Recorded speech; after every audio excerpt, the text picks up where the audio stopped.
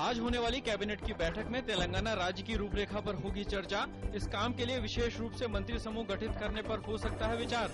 अन्य मामलों के अलावा मंत्री समूह के सामने सबसे बड़ी जिम्मेदारी नए राज्य के वित्तीय प्रबंधन का ढांचा तैयार करना होगा। प्रतापगढ़ के डीएसपी जियाउल हक की हत्या के मामले में सीबीआई ने अपनी जांच में राजा भैया के खिलाफ नहीं पाया कोई सबूत। सीबीआई उनके खिलाफ दायर एफआईआर को मामले में दर्ज अन्य एफआईआर के साथ विलय करने की सिफारिश कर सकती है। उच्चतम न्यायालय ने आयकर विभाग को अपने समक्ष मूल रिकॉर्ड पेश करने का आदेश दिया, जिसमें नीरा राडिया के फोन की टैपिंग का अधिकार दिया गया था। उच्चतम न्यायालय ने राडिया के फोन की टैप की गई बातचीत से मिली जानकारी के आधार पर कार्रवाई न करने के लिए आयकर विभाग और सीबीआई की खिंचाई भी की। संसदीय कार्यमंत्री कमलनाथ ने आगामी मानसून सत्र के मद्देनजर हुई सर्वदलीय बैठक के बाद कहा कि सभी दलों में खाद्य सुरक्षा और भूमि अधिग्रहण विधेयक सहित 5 विधेयकों पर आम सहमति देखी गई।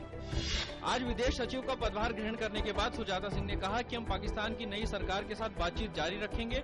उन्होंने कहा कि पाकिस्तान की पूर्ववर्ती सरकार के साथ बातचीत जहां खत्म हुई थी, हम वहीं से आगे की बात शुरू करेंगे।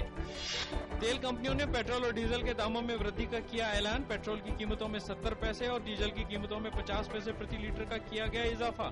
स्थानीय शुल्क इसके अतिरिक्त होंगे। नई दरें आज रात मध्यरात्रि से प्रभावी हो गयी।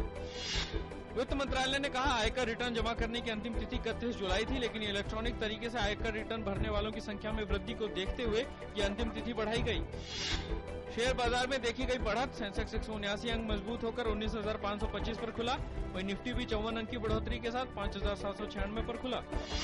रुपया आज अंतर बैंक विदेशी मुद्रा बाजार में 10 पैसे गिरकर 60 रुपए 50 पैसे के स्तर पर आ गया। विदेशी मुद्रा कारोबारियों ने कहा कि विदेशों में अन्य मुद्रा के मुकाबले डॉलर में तेजी और आयातकों की ओर से डॉलर की मांग के मद्देनजर रुपए पर बना दबाव। अमेरिकी विदेश मंत्री जॉन कैरी पाकिस्तान के नवनिर्वाचित नवाज शरीफ सरकार के साथ बातचीत के लिए कल रात इस्लामाबाद पहुंचे। कैरी पाक सरकार पर उसके पड़ोसी देश अफगानिस्तान से अमेरिकी नेतृत्व वाले सैनिकों की वापसी से पूर्व आतंकवादियों की सुरक्षित पनाहगाह को खत्म करने के लिए दबाव डालेंगे। तालिबानों के हमलों और आतंकवादियों तथा सरकारी बलों के बीच संघर्ष बढ़ने से इस साल के शुरुआती 6 महीनों में अफगानिस्तान युद्ध में हताहत नागरिकों की संख्या में 23% की हुई है बढ़ोतरी। अमेरिकी विदेश मंत्रालय ने मिस्र की अंतरिम सरकार से अपील की है कि नागरिकों के शांतिपूर्ण बैठकों के अधिकार को बरकरार रखा जाए।